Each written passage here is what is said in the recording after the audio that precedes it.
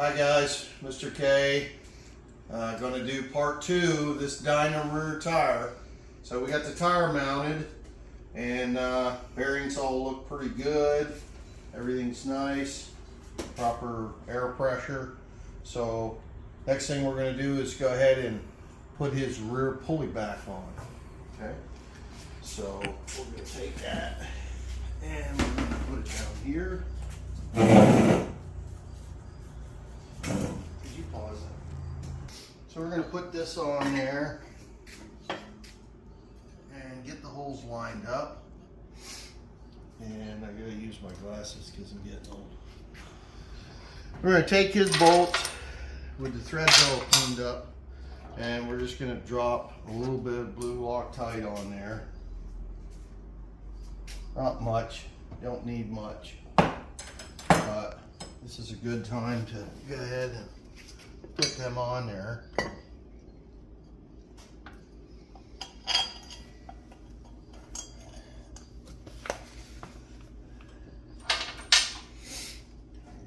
Put a little bit of that on there. Whoop. Get them started.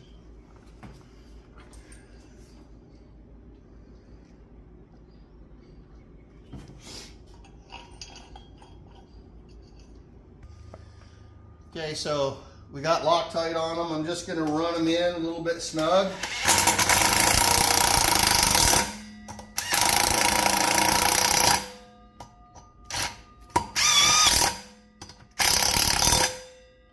And then we'll torque them. And I'm going to torque these to about 50. So we'll set our torque wrench and there,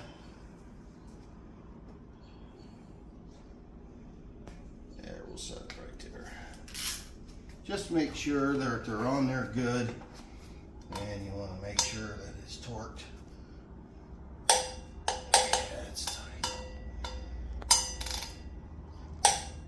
Yep, they're torqued.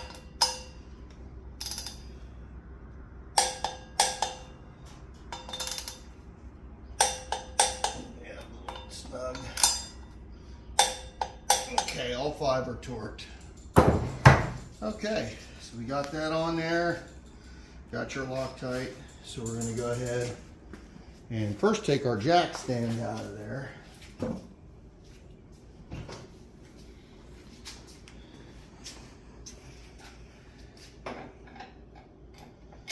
raise it up a little bit.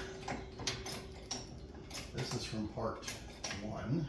I'll take this out. That way, put that back.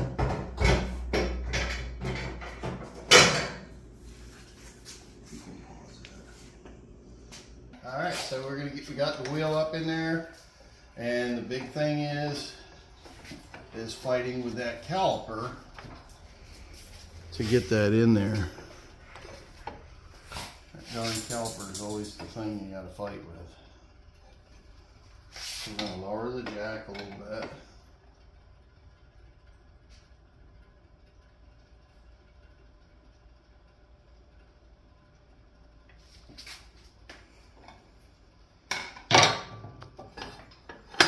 There we go.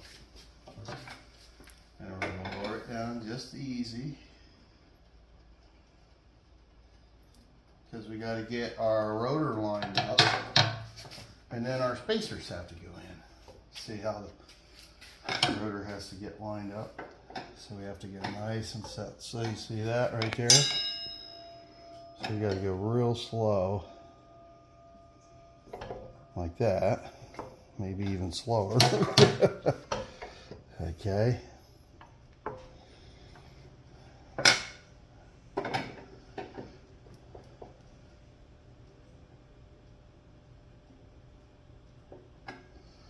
And then get our rotor lined up there with our brake pads.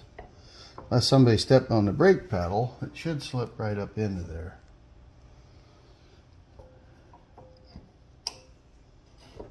There we go. You just got to get down a little bit more.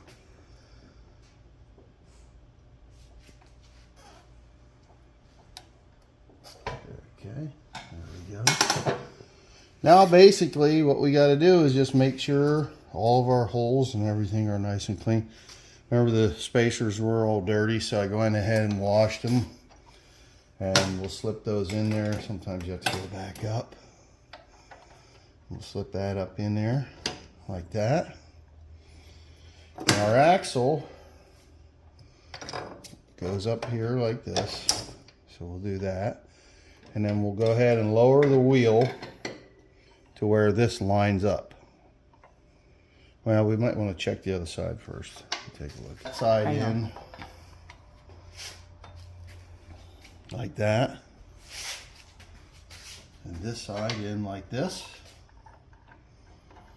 And then we're going to go ahead and lower it down just a bit.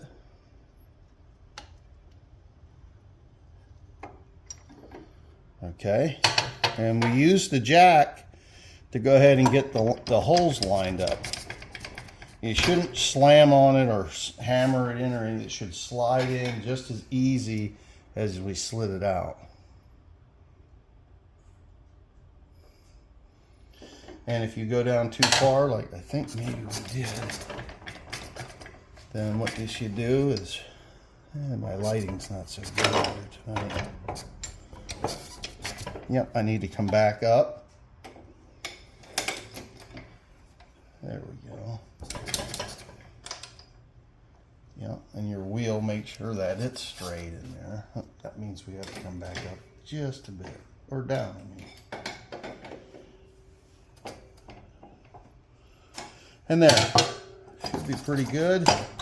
Should be able to just tap it right on through.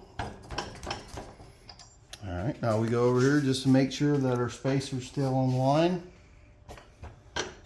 See how easy that's going through. Make sure our belt is on there. So we can go ahead and put that belt on before you get it through. So you have a little bit of movement.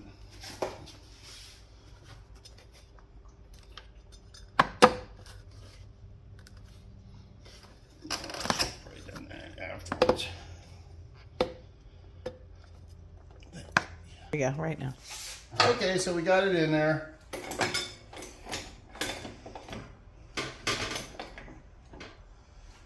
And we got the spacer in there all nice and cleaned. Got through our belt drive, wheel spacing, and our caliper. I always like to jack it up and spin it to make sure nothing's binding. Well, this is nice. Calipers mounted, everything like that. Okay, and what we're going to do is we're going to go ahead and put our axle nut on there. But what I wanted to do is show you how to see if your belt or your wheel is sitting straight in the bike. And there's a little trick. And go ahead and show them the hole in this swing arm. And then on the other side is the exact same hole. Go ahead and I'm going to get the tool. You can go ahead and show them. Hopefully I have it.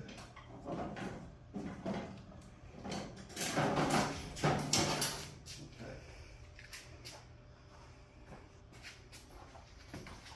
So what I like to do is I made this tool out of a car antenna, as you can see. It's just a car antenna that I bent up. So what you do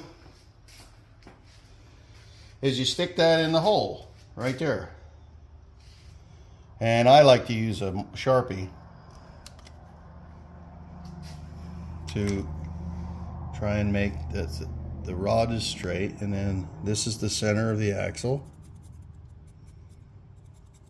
So we're going to go ahead and come over. I'm going to make sure it's all the way around, because on this side, here on this side, put it in the hole over here, and there we go. The center of this axle is right on our dot, so we know that that wheel is sitting in there straight. It's a little trick you can make out of a coat hanger or something like that. So that's it right there. And that's what those holes are for on these Dynas, early Dynas. Okay, now we're ready for the axle torque. And we're going to torque that axle to 60 foot-pounds. So set your torque wrench, and we're going to go ahead and set that. Let me get the right socket.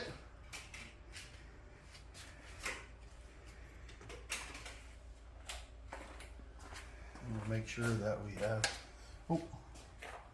make sure we have the right size. It's been a long day.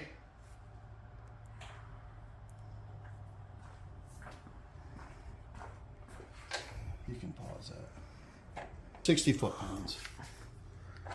Okay, so we got 60 foot-pounds. I'm going to go ahead and torque this axle. You don't want to put any more than 60. This manual says make sure you don't put any more than 65 on it. That's because you can damage your bearings. There we go. See, now that is just in so our clip can't go in. So I'm just going to move it just a little bit so that the clip will line up. A little bit more. There we go. And the clip that we were talking about before, there it is. And our belt's still the same. And we got him a new tire on there. Yeah. And then the last thing I do usually is I will jack it up and make sure again that the belt's not binding. It looks nice and straight. There's nothing dragging. And then I also too pump the brakes up and make sure that they work. Because sometimes what can happen is you can push these pistons in when you're dropping it back down over the rotor, and you might have a little bit of delay in your pressure. So I always pump the brakes up and make sure they're working. And they're working good. Okay, we're ready to move the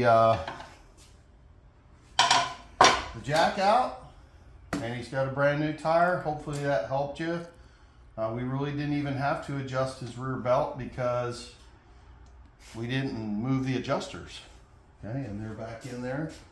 And that's how you install a Dyna rear wheel. Okay, thanks guys. Have a good evening. It's Friday.